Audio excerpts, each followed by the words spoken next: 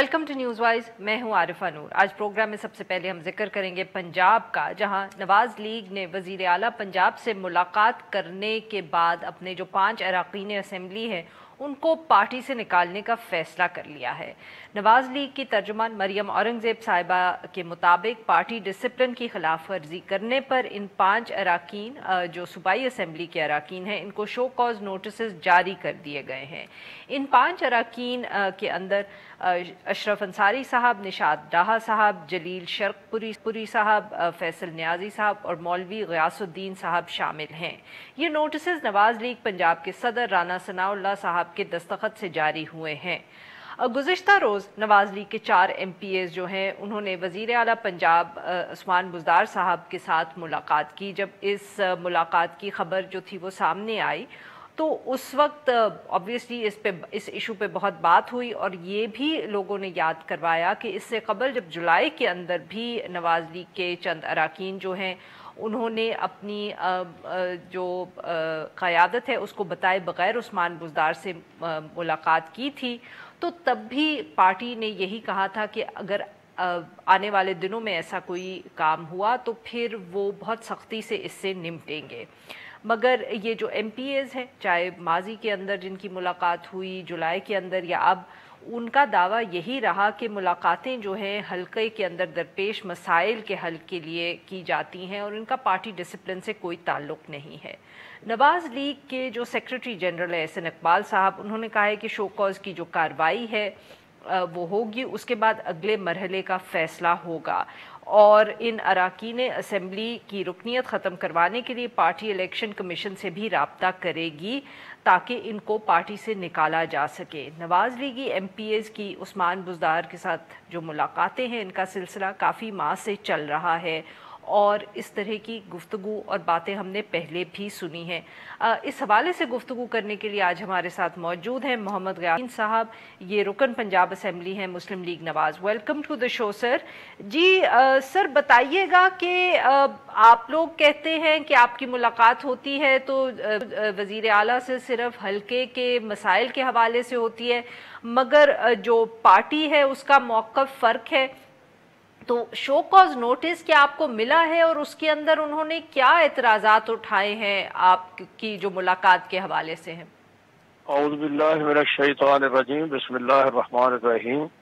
पहले तो मोहतरमा मैं आपका और आपके चैनल वालों का शुक्रिया अदा करता हूँ कि हमारी वजाहत के लिए आपने हमसे राब्ता किया है। आपको इल्म होगा कि कुछ अर्सा पहले मैं खुद अपने इलाके के मसाइल के सिलसिले में वजीर आजम से मिला था जी। मेरे साथ जो मुझसे जिसने शिकस्त खाई है वो हमारे हलके में लोगों को तंग कर रहा था, उसकी शिकायत करने के लिए और उससे बचाव के लिए मैंने वजीर आजम साहब से राब्ता किया।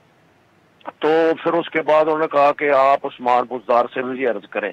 उस वक्त उस मुलाकात में ना तो उन्होंने मुझे कहीं कहा कि हमारी पार्टी ज्वाइन करो, ना वजीर आला ने कहा। उस पर जो है हमारी पार्टी ने जो है ना वो गुस्सा करके तो मुझे शोकाज नोटिस जारी किया। मैंने शोकाज नोटिस का जवाब दिया कि मैंने आज तक 85 से लेकर आज तक ना मैंने कभी पार्टी की खिलाफ वर्जी की है, ना इसके खिलाफ कभी वोट दिया है। रहा यह कि मुलाकात मेरी मुश्किल थी जो आप हल नहीं कर सकते थे। आपको पता है कि मेरे साथ DPO नारोवाल ने कितनी ज्यादती की है, उसका भी आपने कोई एक्शन नहीं लिया। अब फिर DPO नारोवाल ने मेरे साथ ज्यादती की कि मेरे बेटे को गलत पर्चों के अंदर मुब्तला करके मेरे बेटे को सरेआम मारा, मेरे घर के अंदर पुलिस भेज दी, चादर चार दीवारी का जो है वो पामाल किया और फिर मेरे बेटे को रात को अपने पास नारोवाल ले गया और उसको बांध के खुद अपनी निगरानी में उस पर तशद्दुद करवाता रहा। मैंने इसके अपने दोस्तों के साथ राब्ता किया और दोस्तों के साथ राब्ता करके उन्होंने कहा कि हम जाके वजीर आला से बात करते हैं। इस सिलसिले में हम वजीर आला साहब से मिले और उनसे हमने जाके ये मुश्किल कहा कि ये देखो जी हमारे साथ कितना जुल्म हो रहा है। आप कहते हैं रियासत मदीना यहाँ इंसाफ तो होगा। माफ करिएगा सर, आपकी बात जरा यहाँ काट रही हूँ। ये जो पिछली मुलाकात हुई थी आपकी वजीर आजम और वजीर आला से, ये तब का आप वाकया सुना रहे हैं जब शो कॉज नोटिस भी आपको मिला और आपने जवाब भी दे दिया? जवाब भी दे दिया, उसी का जवाब दे दिया था ना मैंने। जी और अब फिर मेरे डीपीओ साहब ने ज्यादती की। मैंने उनको कहा भी कि डीपीओ साहब हमारे इलाके के अंदर फौज को बदनाम कर रहे हैं। वो कह रहा है कि मैं फौज का जो जर्नैल साहब हैं जावेद कमर साहब, मैं उनका रिश्तेदार हूँ। उन्होंने उनकी रिश्तेदारी का सहारा लेकर नारोवाल के अंदर जुल्म का बाजार गर्म किया है, लोगों से पैसे लेता है, 2-2 महीने तक लोगों को जो पैसे नहीं देते उनको गायब कर देता है। तो सर आपका मसला हल हुआ ये फिर तब? मैं अर्ज करता हूँ ना, तो फिर उस सिलसिले में हम मिले हैं 4-5 आदमी, और हमें वजीर आला साहब ने हमारे साथ वादा किया है कि इंशाल्लाह आपको इंसाफ मिलेगा। मैंने इस सिलसिले में चीफ साहब को भी एक चिट्ठी लिखी है कि मुझे वक्त दे, आपको बदनाम कर रहा है। जिस तरह से हमारे सरबराह जो आज हमें निकाल रहे हैं, ये बाहर मुल्क से चले गए हैं, वहां बैठे हुए हैं और अदारों को बदनाम कर रहे हैं। अब जो है अफवाज पाकिस्तान पर हमले कर रहे हैं और अदलिया पर हमले कर रहे हैं। अब हमारा मुंह उन्होंने खुलवा दिया, खोल दिया, तो हम खोलेंगे कि ये क्या कर रहे हैं। वतन के साथ मोहब्बत करें, अदारों को तो खराब ना करें भी, है जी। अच्छा, और इसी तरह से ये जीपीओ साहब जो है ये भी फौज को बदनाम कर रहा है। मैं सरबराह से कहूंगा कि फौरी तौर पर इसका एक्शन ले। इसका मेरे साथ उन्होंने वादा किया है कि इंशाल्लाह हम इसका पूरा वो जो है जो मामला जो है तहकीक करेंगे। तहकीक हो गई है, साबित हो गया कि डीपीओ ने मेरे साथ जुल्म किया है। तो सर फिर बताएं कि ये पार्टी को आपने ये तफसील क्या पिछली दफे नहीं बताई थी कि उन्होंने दोबारा आपको शो कॉज नोटिस भेज दिया है? नहीं, दोबारा तो मुझे अभी नहीं मिला है। पहले मुझे शो कॉज नोटिस दिया था और उस वक्त उन्होंने कहा था कि हमने अब जमात से निकाल दिया। मैंने कहा जी अल्लाह हाफिज, अगर आपने इसी तरह से निकालना है, जमात पर आप विराजमान हुए हैं और ये जमात पर इन्होंने कब्जा किया हुआ है, बाप है, बेटा है, बेटी है, तमाम ने कब्जा कर लिया है, और मैं इनसे पहले का मुस्लिम लीग हूँ।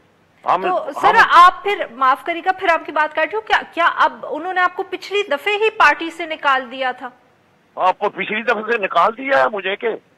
तो सर क्या? अच्छा, तो अब आप क्या ये आप कहते हैं, आपके ख्याल में आप मुस्लिम लीग नवाज का हिस्सा नहीं है अब? नहीं, हिस्सा मैं वो हिस्सा नहीं है, मैं तो मुस्लिम लीगी हूँ अल्लाह के फजलो करम से। मैं इनको निकालूंगा। अब ये कहते थे, ये कहते रहे हैं हम बुजदार से मिलने या वजीर आजम जो कानूनी तौर पर वजीर है उनसे मिलने, तो पार्टी की खिलाफ वर्जी है। ये जिनके मुतालिक ये कहते रहे हैं कि हम पीपल पार्टी का वो पेट चीर के यहाँ मार रोड पर बिछा के उनसे पैसे निकालेंगे, आप उनसे ये मुलाकात कर रहे हैं। हसन इकबाल, शहबाज शरीफ साहब ये किसी से मिलने तो ये इनके लिए जायज है, हम किसी से मिलने तो हमारा मानना यह है कि हम आह भी करते हैं तो हो जाते हैं बदनाम, ये कत्ल भी करते हैं तो चर्चा नहीं होता। बिल्कुल सही। तो सर अब आप आगे क्या करेंगे, और क्या जो बाकी आपके साथी हैं जिनको भी शो कॉज नोटिस कह रही है जमात के मिल गया है, तो आप लोग अब कोई जवाब देंगे या आप सभी ये समझते हैं कि अब इन्होंने निकाल दिया है तो बात अब यहाँ खत्म हो जाएगी? अब आपका क्या रिएक्शन होगा? मैं तो मोहतरमा अपनी बात करता हूँ कि अल्लाह तबारक व तआला ने मुझे पार्टियों का मोहताज रखा ही नहीं। मेरा इन पर एहसान है कि मैं टिकट लेके तो इनकी जमात को वहां से जो है वो फतह याब करवाता हूँ। मैं गरीब आदमियों के साथ मेरा ताल्लुक है, बहुत निचली सतह पर मेरा ताल्लुक है। एक मरतबा 97 इन्होंने मुझे टिकट नहीं दी थी, पैसों से टिकट बेच दी थी इन्होंने, और उस वक्त मुझे टिकट नहीं दी तो मैंने उनको दावे से कहा था शहबाज शरीफ को कि आप गरीब समझ के मुझे नजरअंदाज कर रहे हैं। इंशाल्लाह मेरी जिंदगी रही तो मैं आपका MNA भी जो है वो भी शिकस्त याफ्ता हो जाएगा, और हम आजाद होके फिर आए थे, फिर भी इनके साथ रहे हैं। आज तक मैंने पार्टी से बेवफाई नहीं की, ना कभी वोट दिया कि किसी दूसरी पार्टी को, ना कभी फाइनेंस बिल के अंदर वोट दिया, ना वजीर आला को वोट दिया, ना वजीर आला ने हमें कहा है। अगर फरियाद करें तो क्या करें, ये तो सुनते ही किसी की नहीं। मैंने असेंबली के अंदर तहरीक इस्तेहकाक पेश की तो इन्होंने किसी ने मेरे साथ तावन नहीं किया। तो सर अब आप ये बताएं कि अब जब आप वापस असेंबली में जाएंगे तो क्या आप पार्टी के साथ ही वोट देंगे? देखो जी, मैं बुनियादी तौर पर मुस्लिम लीग हूँ, हमारे पर कोई पाबंदी नहीं है किसी की। हाँ जी, इंशाअल्लाह अजीज पार्टी के साथ वफादार रहेंगे। ये हसन इकबाल साहब ने जो आज कहा, ये जमात इस्लामी से आए हैं, और राणा साहब जो है दूसरी पार्टी है। मैंने आज तक पार्टी नहीं बदली, अल्लाह के फजलो करम से कायम दायम हूँ। मैं कौन सा हूँ, मैं एक मरले के मकान में रह रहा हूँ, मैं कोई लुटेरा हूँ? बिल्कुल सही, बहुत बहुत शुक्रिया सर, आपने हमसे बात की। हम यहाँ पे लेंगे एक छोटा सा ब्रेक, जब हम ब्रेक से वापस आएंगे तो हम इसी इशू पे ज़रा लीगल एडवाइस लेने की कोशिश करेंगे। स्टे विद अस।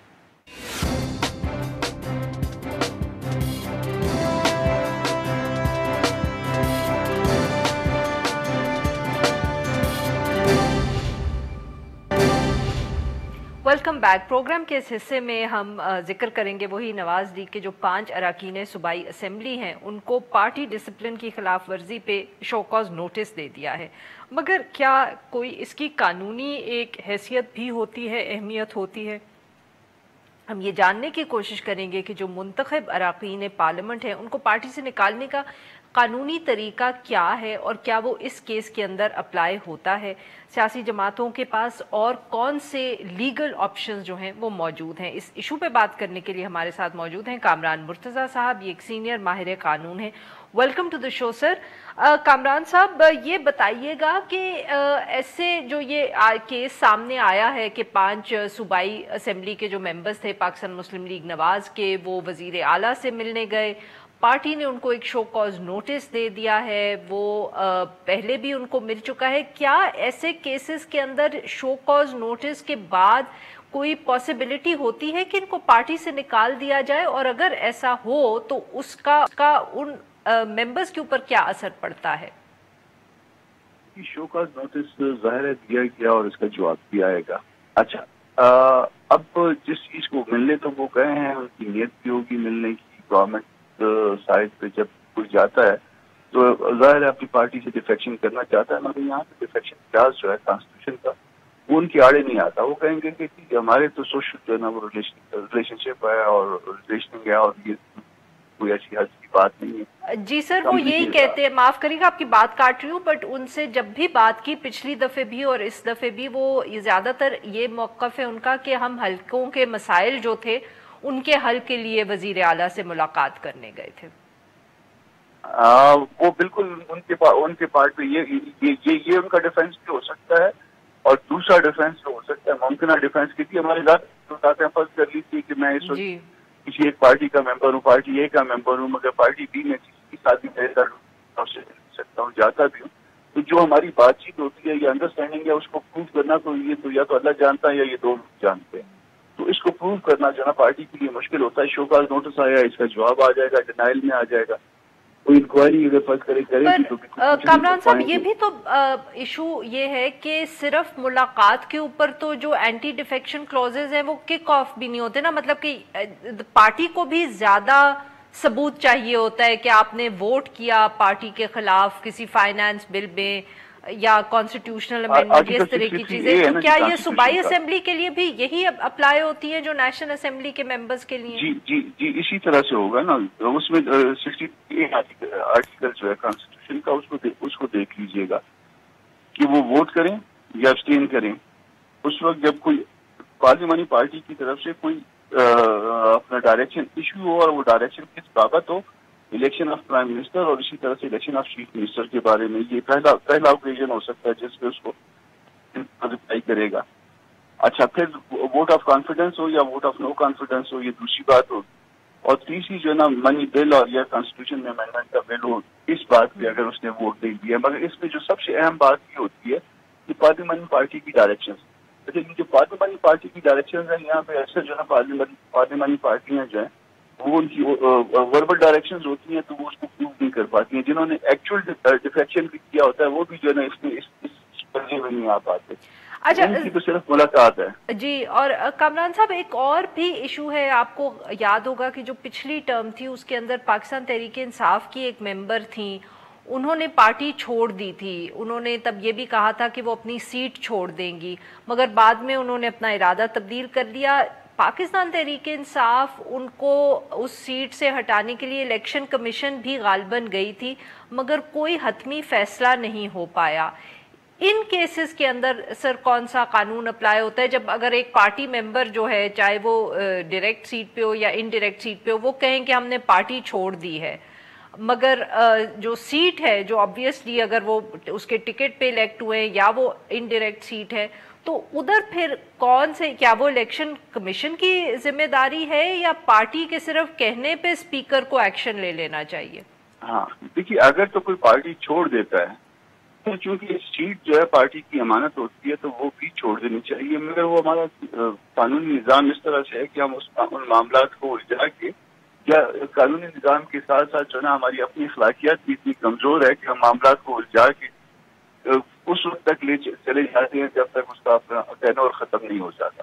تو اس میں یقیناً ابھی تک جو ہے نا مجھے کوئی ایسا کیس جو ہے نا وہ ایسا ایکسپیکٹ نہیں آتا جہاں پہ ایسی ڈسٹریکشن جو ہے نا وہ بعض لوگوں نے اپنی اخلاقیات کی وجہ سے اگر پارٹی سے ریزائن کیا ہے یا دوسری طرف سے کوئی ان کے ساتھ کمٹمنٹ تھی کہ آپ ریزائن کر کے اس کے بعد جب سیٹ خالی ہو جائے گی تو آپ کو پھر ٹکٹ دے دیں گے، یعنی جس پارٹی میں وہ جانا چاہ رہے تھے. اس کے علاوہ جو ہے نا ہمارے ہاں تو اس کو اپلائی جو ہے نا وہ نہیں کر پائے ہم لوگ. تو اس کا مطلب یہ ہے کہ ایسے کیسز کے اندر جو جماعت ہے اس کے پاس لیگل آپشن ذرا کم ہے. لیگل آپشن بھی کم ہے اور جو لیگل آپشن ہے اس کو ہم اس پہ مائنڈ نہیں کر پاتے. مطلب فرض کر لیجیے کہ وہ جو 4-5 باتیں ہیں جس کے اوپر پروٹیکشن کلاس جو ہے وہ لاگو ہوتا ہے اس کو بھی ہم نے جو ہے اپلائی کرنے سے پہلے جو ہے نا کہیں پہ بھی پارلیمانی پارٹی کی کوئی ایسی ڈائریکشن نہیں ہوتی جس کو ہم اسٹیبلش کر پائیں. فرض کریے کہ مطلب کسی ایک بندے کو ووٹ دینا ہے پرائم منسٹر کے لیے یا چیف منسٹر کے لیے، جب آپ نے اس کو ووٹ دینا ہے تو پھر پارٹی کی طرف سے باقاعدہ جو ہے نا کوئی ریٹرن جو ہے وہ ڈائریکشن ہونی چاہیے، اس کو ریسیو کروانا چاہیے. پھر اس کے بعد آگے باقی کے مرحلے جو ہے نا وہ اس کے بعد شروع ہوتے ہیں.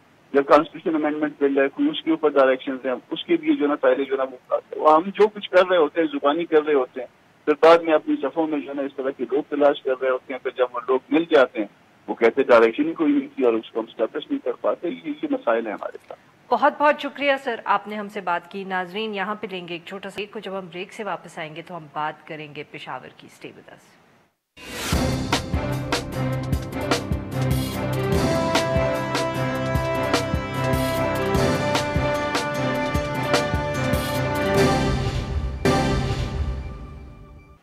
Welcome back. پروگرام کے آخر میں ہم ذکر کریں گے خیبر پختونخوا حکومت کے ایک اہم ثقافتی فیصلے کا.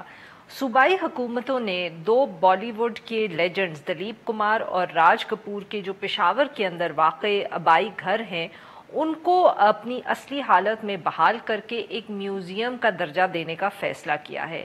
جو میڈیا رپورٹ سامنے آئی ہیں ان کے مطابق خیبر پختونخوا حکومت نے 100 سال سے زائد قدیم جو 1800 کے قریب جو عمارتیں ہیں پشاور شہر کے اندر ان کو اپنی اصلی حالت کے اندر بحال کرنے کا فیصلہ کیا ہے. اور اسی تناظر میں پشاور کے اندر قصہ خانی بازار کے اندر پیدا ہونے والے دلیپ کمار اور راج کپور کے جو آبائی گھر ہیں ان کے بارے میں خاص طور پہ یہ فیصلہ کیا ہے کہ ان کو پہلے پرائیویٹ مالکان سے خریدا جائے گا اور پھر ان کو بحال کیا جائے گا اپنی اصل شکل میں، اور یہ کام جو ہے محکمہ آثار قدیمہ جو ہے سر انجام دے گا.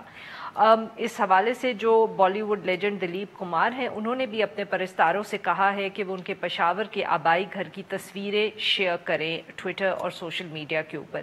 اس حوالے سے گفتگو کرنے کے لیے ہمارے ساتھ موجود ہیں ڈاکٹر عبدالصمد خان، یہ ڈائریکٹر جنرل ہیں محکمہ آثار قدیمہ Khyber Pakhtunkhwa. Welcome to the show doctor صاحب. جی ڈاکٹر صاحب، سب سے پہلے تو ہمیں یہ بتائیے گا کہ کیا فیصلہ آپ نے کیا ہے جو یہ 2 گھر ہیں دلیپ کمار صاحب کا اور جو کپور مینشن ہے ان کے حوالے سے آپ نے ایگزیکٹلی کیا فیصلہ کیا ہے کہ ان کو آپ خریدے گی حکومت اور اس کے بعد ان کے اندر کوئی میوزیم بنایا جائے گا یا صرف ان کو ریسٹور کیا جائے گا؟ What is the actual decision sir? بہت شکریہ جی سب سے پہلے آپ لوگوں کا. تو اس کا میں تھوڑا سا بیک گراؤنڈ آپ کو بتا دوں. کچھ سال پہلے یہ جو موجودہ اس پراپرٹیز دونوں پراپرٹی کے جو آنر تھے وہ انٹرسٹڈ تھے کہ اس کو گرا کے یہاں پہ کمرشل پلازا بنایا جائے. تو کے پی گورنمنٹ نے انٹروین کیا، ان کو ایسا کرنے سے روکا، لیکن مین وائل انہوں نے ان دونوں پراپرٹیز کو ڈیمیج کر لیا تھا. ان کی چھتیں وغیرہ گر گئی تھی، لیکن خوش قسمتی سے وی ور سکسیسفل کہ ہم اس کو مزید گرانے سے اور یہاں پہ پلازا کنسٹرکٹ کرنے سے بچا سکے. تو یہ پہلا سٹیپ تھا. دوسرا سٹیپ ابھی گورنمنٹ نے ڈیسائیڈ کیا ہے کے پی گورنمنٹ نے کہ ان دونوں پراپرٹیز کو لینڈ ایکوزیشن جو ایکٹ ہے ہمارا پاکستان کا اس کے تحت پرچیز کیا جائے سرکاری طور پہ. اس سلسلے میں ہم نے ڈپٹی کمشنر پشاور کو لکھا ہے کہ اس پہ سیکشن 4 لگا کے اس کے جو ریٹس وغیرہ ہیں ہمیں کمیونیکیٹ کرے تاکہ ہم ان کو پیسے دے دیں. یہ دوسرا سٹیپ ہوگا جس میں ہم ابھی لگے ہوئے ہیں. تیسرا سٹیپ اس میں یہ ہے کہ جن ان بلڈنگ کو نقصان پہنچا ہے یا اپنی اچھی حالت میں نہیں ہے تو اس کو ریسٹور کر کے اوریجنل حالت میں ہم لے کے آ رہے ہیں اس کو, اور یعنی اس کی پراپر کنزرویشن ریسٹوریشن ہوگی. اور یہ آخری جو 4th سٹیج ہے اس میں ہم اس کو ایڈیپٹیو ری یوز کے پرپز سے یہاں پہ میوزیم بنائیں گے. موسٹ پرابلی جو ابھی تک فیصلہ ہے کہ کپور صاحب اور دلیپ کمار صاحب کی جو فلمی لائف ہے, کنٹریبیوشن ہے, پشاور پاکستان سے جو کنیکشن ہے, اس سے ریلیٹڈ چیزیں یہاں پہ ڈسپلے ہوں گی. بالکل صحیح. تو سر کیا یہ دونوں جو گھر ہیں یہ 100 سال سے پرانے ہیں, مطلب کہ جب آپ کنزرویشن کی بات کرتے ہیں تو کیا اتنا ابھی ان کا اسٹرکچر وہاں موجود ہے کہ آپ اس کو you will be able to restore it? جب آپ کہتے ہیں کہ اصل شکل کے اندر, تو وہ اصل شکل وہ ہے جب یہ سٹارز یہاں پیدا ہوئے تھے؟ جی بالکل. پہلا کویشچن آپ کا یہ تھا کہ 100 ایئرز ہے کہ نہیں ہے. بالکل, ہمارے اینٹیکوٹیز ایکٹ 2016 خیبر پختونخوا ایکٹ کے مطابق یہ 100 ایئرز پلس بلڈنگز ہے already notified as a heritage property, اور اس کی بالکل اصل حالت میں لے کے آ سکتے ہیں. یہ کنزرویشن جو ہیریٹیج کنزرویشن فیلڈ ہے, ٹیکنیکل فیلڈ ہے, اور پراپر اس کے اسپیشلائز لوگ ہوتے ہیں جو اس کی کنزرویشن کر کے اس کو اپنی حالت میں لے کے آتے ہیں. اچھا سر, یہ جو آپ اس کے علاوہ بھی کوئی 1800 جو اس طرح کی عمارتیں ہیں جو 100 سال سے پرانی ہیں ان کو آپ نے نوٹیفائی کیا ہے پشاور میں, تو ذرا ہمیں یہ سمجھائیے گا کہ باقی بھی کیا آپ ایکوائر کرنے جا رہے ہیں, اور اگر ایکوائر نہیں کرنے جا رہے تو ان کو نوٹیفائی کرنے کا مقصد کیا ہے؟ پہلے میں آپ کو مقصد بتا دیتا ہوں کہ یہ سب کچھ ہم کیوں کر رہے ہیں. پشاور جو تھا یہ ملٹی کلچرل ایکٹیویٹیز کا سینٹر رہ چکا ہے. آج سے 4000-5000 سال پہلے یہاں پہ تجارت اور مذہبی یہاں پہ جو کنیکشنز تھے سینٹرل ایشیا کے ساتھ, موجودہ انڈیا ہے یا پاکستان ہے, تو سینٹرل ایشیا سے جتنے بھی حملہ آور یا تجارت کے لیے لوگ آتے تھے پشاور سے گزر کے آتے تھے. ابھی بھی ایک ٹریڈ روٹ ہے اگر آپ دیکھیں افغانستان کے ساتھ, تو اس ٹریڈ روٹ کی وجہ سے, حملہ آور کی وجہ سے یہاں پہ کافی فورن انفلوئنس ہے. تو پشاور ایک سینٹر تھا پری 9/11 تک, سمجھتے تھے کہ پشاور ایک کلچرل ہب ہے, لیکن بدقسمتی سے 9/11 کے بعد جو حالات ہمارے ملک کے سینیریو کے چینج ہوئے اس کی وجہ سے پشاور سے یہ کلچرل ہب جو ہے وہ شفٹ ہو کے لاہور چلا گیا. ایون ریسنٹلی یونیسکو نے لاہور کو ایز اے کلچرل ہب کا درجہ دیا ہوا ہے, ایک ایوارڈ دیا ہوا ہے. تو پریزنٹ جو ہماری کوشش ہے, گورنمنٹ کی کوشش ہے کہ پشاور کو ریوائیو کیا جائے, پشاور ریوائیول پلان کے ذریعے کہ اس کی اپنی عظمت رفتہ کو بحال کیا جائے. اس میں جو 2 پراپرٹیز ہیں بالی ووڈ سٹارز کی, اس کے علاوہ ہم بہت سارے اور بھی کام کر رہے ہیں اس ریوائیول پلان میں, تاکہ پشاور کو دوبارہ وہ حیثیت دی جائے. یہاں سے ریلیجیس ٹورزم ہم نے افتتاح کیا آلریڈی. انفارچونیٹلی کووڈ کی وجہ سے کچھ چیزیں ڈیلے ہو گئے, ادروائز آپ نے دیکھا ہوگا میڈیا میں ساؤتھ کوریا سے, جاپان سے, تھائی لینڈ سے چیف منک بدھسٹ منکس یہاں پہ آ رہے تھے, سکھ یاتریز یہاں پہ آ رہے ہیں. تو اس وجہ سے یہ ساری کوشش ہے جو اس کی کڑی ہے, یہ جو 2 پراپرٹیز ہیں. 1800 بلڈنگز کی آپ نے بات کی, بالکل یہ میں صرف وال سٹی کی بات کر رہا ہوں. پشاور کی جو اینشنٹ وال سٹی ہے اس کے اندر صرف اس کے اندر ایسی 1800 بلڈنگز ہیں جو 100 ایئرز پلس ہیں. یہ وال سٹی کے باہر جو مونومنٹس ہیں یا ہیریٹیج سائٹس ہیں میں ان کی بات نہیں کر رہا, صرف وال کے اندر 1800 کی ایسی پراپرٹی جس کو ہم نے ڈاکومنٹ کیے, آلریڈی نوٹیفائی کیے ایز اے ہیریٹیج پراپرٹی. تو فی الحال ہمارے پاس اتنے ریسورسز نہیں ہیں کہ ان کو ریسٹور کیا جائے یا ایکوائر کیا جائے. فی الحال ہم کوشش کریں کہ اس کی پریزرویشن کی جائے اور ہمارے پاس ایٹ لیسٹ ریڈار میں آ جائے. ابھی چونکہ ہمارے ملک کی حالات ماشاءاللہ بہت اچھے ہو گئے, سیکیورٹی حالات جو ہمارے security agencies thanks to them especially government کی جو پالیسیز ہیں, تو we are very much happy کہ ہم پشاور کے ریوائیول پلان میں کامیاب ہوں گے اور یہ ساری چیزیں ریسٹور ہوں گی. تو سر یہ جو آپ نے نوٹیفائی کیا ہے ان بلڈنگز کو, یہ کیا پرائیویٹ ریزیڈنسز ہیں, کمرشل پراپرٹیز ہیں؟ آپ ان کو مطلب کہ ریسٹور کرنے کی اگر کوشش کریں گے تو کیا حکومت یہ بھی یقین کر سکتی ہے اس بات کا کہ اس کے بعد ان کو ڈیمیج نہیں کیا جائے گا, یا جو آپ نے ریسٹوریشن کا کام ہے وہ پرزرو ہوگا؟ बिल्कुल जी, हमारे लकीली खैबर पख्तूनख्वा जो एंटीक्विटीज एक्ट 2016 है, ये पूरे पाकिस्तान में नहीं बल्कि साउथ एशिया में कम्प्रिहेंसिव किस्म की लेजिस्लेशन है, जिसमें सब चीज़ें ये कवर हो जाती हैं कि अगर आप बिल्डिंग को डैमेज करते हैं या जो भी बाइलास है उसकी प्रॉपरली डिफाइंड है। ऑलरेडी हमने यहाँ पे मुख्तलिफ मॉन्यूमेंट्स हैं उसकी कंजर्वेशन प्रिजर्वेशन की हुई है, जिसमें सेठी मोहल्ला है, हेरिटेज ट्रेल है, गोरगटरी है, इसमें मस्जिद मोहम्मद खान है, इसमें सारे काम हमने किए हुए रिस्टोरेशन। और बिल्कुल माशाल्लाह पेशावर की खासकर जो वॉल सिटी के अंदर जो लोग हैं, एजुकेटेड लोग हैं, सिविलाइज लोग हैं, तो इनको भी कदर है कि इस चीज़ की क्या इम्पोर्टेंस है यहाँ पे। तो सर क्या उसके बाद आप कोई मतलब कि जैसे वो होता है ना कि टूरिज्म जहाँ होती है इनकरेज किया जाता है, कोई पेडेस्ट्रियन एरियाज बनाए जाते हैं, स्पेशल वॉक्स डिज़ाइन की जाती हैं, ताकि अगर जो टूरिस्ट आ भी रहे हो चाहे वो मुल्क के अंदर से हो या बाहर से हो, उनको मालूम भी कोई तरीका भी हो उनको बताने का कि और ये कि वो जाके विजिट भी कर सके इन जगहों को। क्या आप इन सब चीज़ों पर भी काम कर रहे हैं? बिल्कुल जी, ये आपने पेडेस्ट्रियन की बात की तो हमने पेशावर वॉल सिटी के अंदर जो तारीखी जगह है गोरगटरी से लेके घंटाघर तक, ये 700 मीटर एक पैच है, इसको हमने पेडेस्ट्रियन डिक्लेयर किया था। आज से 1 साल डेढ़ पहले हमने हेरिटेज ट्रेल प्रोजेक्ट के नाम से एक इंटरनेशनल स्टैंडर्ड फॉलो करते हुए यहाँ पे हमने इंटरनेशनल उसके लिए विजिटर के लिए एक हेरिटेज ट्रेल एक पेडेस्ट्रियन स्ट्रीट बनाई हुई है, जिसके दाएं बाएं आप हेरिटेज बिल्डिंग्स भी दे सकते हैं। तो पेशावर में जो भी फॉरनर आता है या डिप्लोमेट आते हैं तो सबसे पहले पेडेस्ट्रियन इस हेरिटेज ट्रेल और गोरगटरी और सिटी हाउस को विजिट करते हैं। तो ऑलरेडी ये जगह पे लोग आते हैं और केपी गवर्नमेंट की जो इनिशिएटिव्स हैं टूरिज्म के हवाले से, we are not only focusing on seasonal tourism जिसमें लोग नारायण बच्चों के साथ जाते हैं गर्मियों में, तो हम साल के 12 महीने के जो टूरिज्म है उसके बारे में स्टेप्स उठा रहे हैं। इंटरनेशनल जो रेवेन्यू जनरेट करे, लोकल इकोनॉमी को अपडेट करे, उस पे काम करें। जिस तरह मैंने शुरू में कहा कि रिलीजियस टूरिज्म जो है ठीक ठाक यहाँ पे शुरू हुई थी, एक वेव इंटरनेशनल लोग आ रहे थे, इनके चीफ मंक्स आ रहे थे, एम्बेसडर्स आ रहे थे, लेकिन कोविड की वजह से थोड़ी बहुत यहाँ पे ये प्रोसेस थोड़ा स्लो हुआ है।